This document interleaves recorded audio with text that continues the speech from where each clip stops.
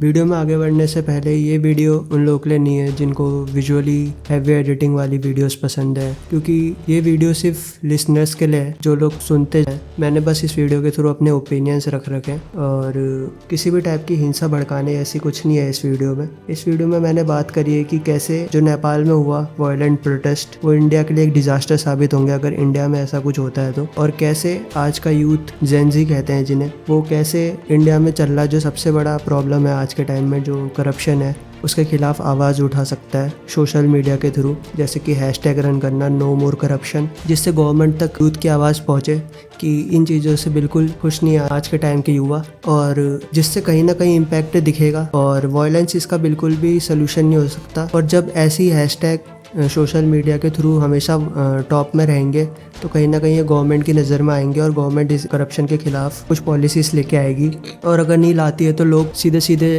Vote के through उन्हें बता सकते हैं। भले ही कितना भी करप्शन हो, लेकिन अगर सारे लोग एक साथ आ जाएंगे तो भले ही चोरी होते हो लेकिन सबकी वोट चोरी थोड़ी ना कर सकते कोई भी। तो इसी उम्मीद के साथ मैं चाहता हूँ कि आप सभी लोग सोशल मीडिया के थ्रू यूट्यूब, ट्विटर, सब जगह हैशटैग नो मोर करप्शन जैसी ट्वीट्स करें जिससे गवर्नमेंट ऑफिशियल तक पहुँचे। यही सब इस वीडियो में है। इंडिया वर्ल्ड की largest democracy, fourth largest economy, largest young workforce, UPI, digital India, pharmacy of the world. As an Indian citizen ये सब सुन के बहुत अच्छा लगता है, पर चाइना और सिंगापुर को देख के हमें ये भी पता चलता है कि हम रीजन में काफ़ी पीछे रह गए। और जब हम corruption, slow justice, civic sense, low quality infrastructure, poor education system, tax के पैसों को ऐसे बर्बाद होते हुए देखते हैं तो इंडिया की डेवलप कंट्री होने का सपना कमज़ोर हो जाता है। एक हेल्दी डेमोक्रेसी में मेन 6 पिलर्स होते हैं जो इंडिया में काफ़ी कमज़ोर हैं। लेजिस्लेचर एंड एग्जीक्यूटिव, कानून बनाना और कानून को लागू करना। इनसे सबसे पहला भरोसा तब टूट जाता है जब गवर्नमेंट रातों रात नोटबंदी को लागू करती है और पुराने 1000 और 500 के नोट बैन हो जाते हैं और नए नोटों को लाया जाता है। इसका मकसद था ब्लैक मनी को सिस्टम से बाहर करना, जिसका थोड़ा इफेक्ट दिखता भी है, पर इन दी एंड सबसे ज़्यादा सफ़र तो आम लोगों को ही करना पड़ता है। कैश की कमी, हॉस्पिटल और इमरजेंसी सिचुएशन में दिक्कत, एटीएम और बैंक के बाहर लंबी लाइनें जैसी प्रॉब्लम्स का सामना करना पड़ता है, और किसान आंदोलन भी poor law making and execution का ही नतीजा है। इन सब से हमें गवर्नमेंट की अकाउंटेबिलिटी ना होना ही दिखता है। जुडिशरी,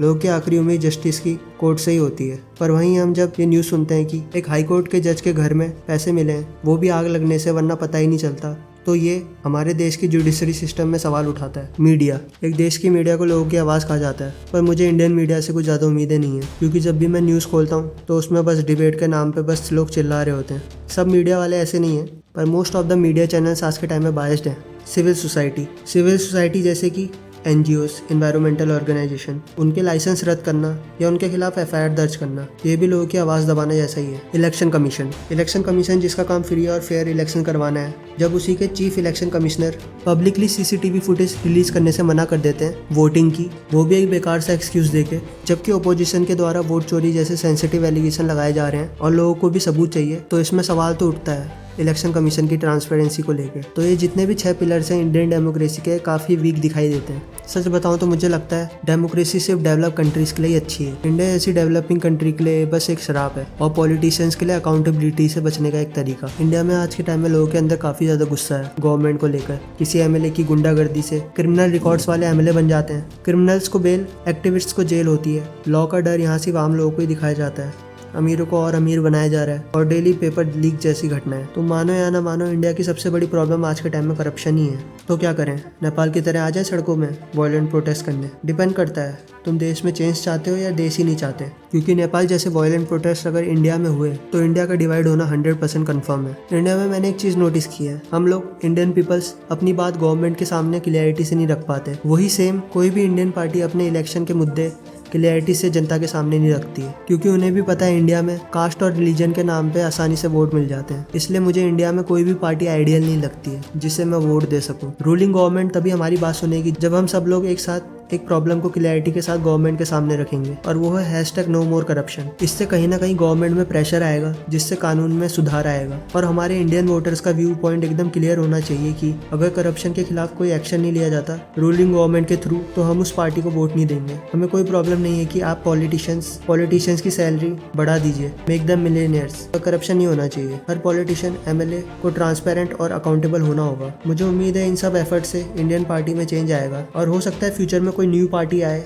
जो करप्शन के खिलाफ एक्शन ले और इसे एक मुद्दा बनाए इलेक्शन लड़ने का, और ट्रांसपेरेंट और अकाउंटेबल हो इंडियन पीपल्स के लिए। एक एक पैसे का हिसाब गवर्नमेंट को देना होगा, टैक्स पेयर्स का। नो मोर करप्शन टॉपिक को ट्विटर, इंस्टाग्राम, यूट्यूब सब में वायरल करना होगा, और ये कुछ दिनों के लिए नहीं बल्कि जब तक इंडिया करप्शन फ्री नहीं हो जाता तब तक करना होगा। मैं तो एक स्मॉल यूट्यूबर हूँ जो अपनी वीडियो के थ्रू अपनी बात रख सकता था, लेकिन आप सब लोग या कोई बड़ा क्रिएटर इस टॉपिक को सामने लाया तो ये हो सकता है कि कल आपको इंडिया अलग दिखे। अगर आप भी करप्शन के खिलाफ हो तो इस वीडियो को जितना हो सके उतना लाइक और शेयर करो। क्या पता है किसी बड़े क्रिएटर के पास पहुंच जाए। और प्रोटेस्ट हमेशा फिजिकली नहीं डिजिटल भी हो सकते हैं।